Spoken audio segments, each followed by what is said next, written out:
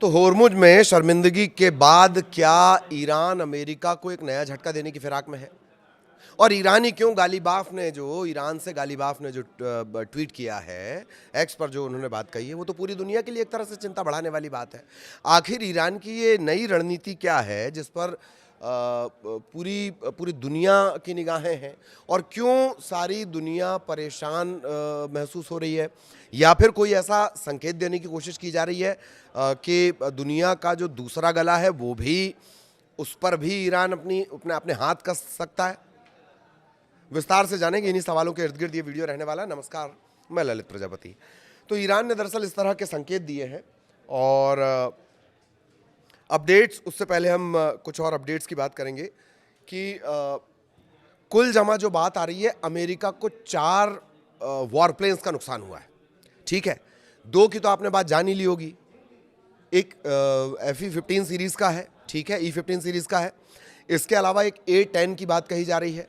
ठीक, 2 और हेलीकॉप्टर भी हैं जिन्हें निशाना बनाया गया, ये एक बड़ा अपडेट है, जिन्हें निशाना बनाया गया है और ये रेस्क्यू के काम में लगी हुई। तब तक जो जानकारी है, पुष्ट होंगी ये जानकारियाँ, एक बात। दूसरी बात कि आखिर क्या नौबत आई कि ब्लैक फ्राइडे कहा जा रहा है। फ्राइडे को ऐसे कौन से बड़े नुकसान हुए? 6 बड़े नुकसान हुए। 4 तो ये विमान ही हो गए, तो 6 ऐसे बड़े बड़े नुकसान हुए। अमेरिका की तरफ से अब ये फिर से धमकी दी जा रही है कि वो होर्मुज स्ट्रेट खोल लेंगे, हालांकि उनके तो बयान पल पल बदलते हैं। ठीक है, तो ये वो बड़े अपडेट्स हैं जो इस युद्ध से जुड़े हुए हैं। इसके अलावा इजराइल ने क्या कहा है? इजराइल ने कहा है कि वो अभी हमले रोक दे रहा। क्यों रोक दे रहा? तर्क क्या दिया गया उसके पीछे?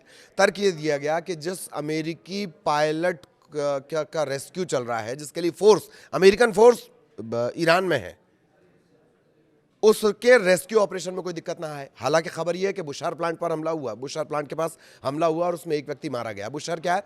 बुशहर परमाणु फैसिलिटी है ईरान की।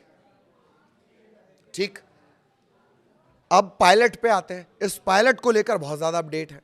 कहा यह जा रहा है कि 2 जो क्रू मेंबर थे उन्हें तो रेस्क्यू कर लिया गया है, लेकिन जो पायलट है, जो दिखता है कि बहुत नीचे आकर जिसने इजेक्ट किया है, खुद को प्लेन से बाहर निकालना इजेक्शन कहलाता है। झटके से इजेक्शन होता है और जान बच जाती है, चोट लगती है लेकिन जान बच जाती है। उससे बड़ा अपडेट यह है कि ईरान के कारोबारियों ने, ईरान के व्यवसायियों ने $30,000 का इनाम रखा है कि जो कोई उस पायलट को ढूंढेगा उसे $30,000 का इनाम मिलेगा। तलाश की जा रही है। अमेरिका भी तलाश कर रहा है, लेकिन अमेरिका से ज़्यादा तो ईरान के लोग तलाश कर रहे हैं। अमेरिका की तो फोर्स को उतारना पड़ेगा, फोर्स रेस्क्यू वहां पर चला रही है, लेकिन ईरान के आम आदमी इस वक्त सैनिक बने हुए हैं। ठीक, ये बड़े बड़े अपडेट्स हो गए। और बुशहर प्लांट के करीब हमला हुआ है, वो भी हमने आपको बताया, एक व्यक्ति की उसमें मौत हुई है। अब मूल खबर पर आते हैं। मूल खबर ये है कि ईरान ने ऐसा संकेत दिया है कि पूरी दुनिया की चिंता फिर से बढ़ गई है। अभी होर्मुज का लफड़ा जो है, होर्मुज जल डमरू मध्य, स्ट्रेट ऑफ होर्मुज, वही नहीं सुलझा है, और अब अमेरिका इसे खुलवा नहीं पाया, और अब अमेरिका के लिए एक और चुनौती, पूरी दुनिया के लिए एक और चुनौती ईरान ने कर दी है। ईरान की नज़र एक और बेहद अहम समुद्री रास्ते पर है, उसका नाम है बाब अल मंदेब। ये भी एक जल डमरू मध्य है। जल डमरू मध्य समझ रहे हैं ना, वो पतली सी संरचना जो समंदर के बीच में बन जाती है। ये करीब करीब 20 किलोमीटर का इलाका है। इसके बारे में मैं आगे आपको बताऊंगा कि ये इंपॉर्टेंट क्यों है। तो ईरानी संसद के स्पीकर हैं मोहम्मद बाकर गालिबाफ। उन्होंने सोशल मीडिया पर, ऑब्वियसली एक्स पर, ये कहा है, दुनिया का कितना तेल, गैस, गेहूं, चावल और खाद बाब अल मंदेब से गुजरता है, ये सिर्फ उन्होंने पूछा है। ठीक है, लाल सागर में ये एक जगह है, 20 किलोमीटर का दायरा, बाब अल मंदेब जिसे कहते हैं। उनका ट्वीट आप जान लीजिए क्या उन्होंने लिखा। What share of global oil, LNG, wheat, rice and fertilizer shipment transit the Bab al-Mandab Strait? Which countries and companies account for the highest transit volume through the strait? यानी बाब अल मंदेब से कौन कौन ये वहाँ से, कौन सी कंपनियाँ, कौन से देश वहाँ से सप्लाई चेन अपनी चलाते हैं। तो इसके आने के बाद ये सवाल होने लगा कि क्या वो दुनिया की एक और नस दबाने के फिराक में है। ये किसने कहा? ये गालिबाफ जो है, वहाँ के स्पीकर हैं ईरान के। होर्मुज स्ट्रेट के बाद उन्होंने कहा है, मोहम्मद बाकर उनका नाम है, ईरानी संसद के स्पीकर हैं। बाब अल मंदेब क्या है ये जान लीजिए। ये एक बहुत संकरा रास्ता है, लाल सागर को अदन की खाड़ी से जोड़ता है। एक तरफ यमन है और दूसरी तरफ अफ्रीका का जिबूती, और इसकी चौड़ाई है सिर्फ 20 किलोमीटर। कई देश इसका भी इस्तेमाल करते हैं ट्रांसपोर्ट के लिए। यहाँ से जो जहाज़ हैं वो स्वेज नहर की तरफ जाते हैं और फिर यूरोप की तरफ यहाँ से सामान जाता है। यही वजह है कि इससे लेकर गालिबाफ का कहना और पूरी दुनिया के माथे पर शिकन कहा जाना। यानी एशिया से यूरोप की तरफ जाने वाला जो बड़ा व्यापार है वो उसी रास्ते पे टिका हुआ। क्या क्या जाता है? तेल, गैस, खाने पीने का सामान, ज़रूरी चीज़ें।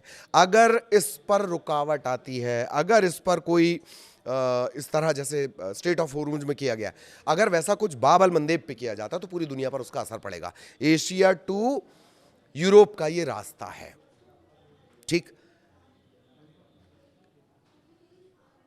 होर्मुज पहले से ही बंद है।